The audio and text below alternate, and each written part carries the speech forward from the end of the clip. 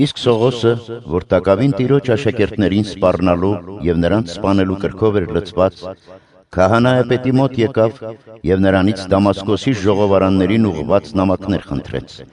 որպեսզի եթե գտնի տիրոջ ճանապարհին հետևող որևէ մեկին տղամարդ կամ կին, կապված Երուսաղեմ բերի։ Եվ ճանապարհին Դամասկոսին մոտենալիս հանկարծակի նրա շուրջը երկնքից մի լույս փայլատակեց, և գետնին ընկնելով լսեց մի ձայն, որ իրեն ասում էր. Սավուղ, Սավուղ, ինչու ես հալածում ինձ։ Եվ նա ասաց. Ով ես դու, Տեր։ Ձայնը պատասխանեց. Ես Հիսուսն եմ, որին դու հալածում ես։ Իսկ հիմա ոտքի էլ ու մտիր այդ քաղաքը։ Քեզ կասվի, թե ինչ պետք է անես։ Իսկ նրան ուղեկցող մարդիկ անշշունչ կանգնած էին,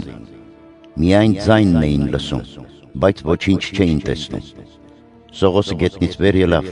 սակայն բաց աչքերով ոչ ոքի չէր տեսնում։ Նրան ձեռքից բռնած մցրին Դամասկոս։ 3 օր այնտեղ էր, բայց չէր տեսնում, ոչ կերավ, ոչ էլ խմեց,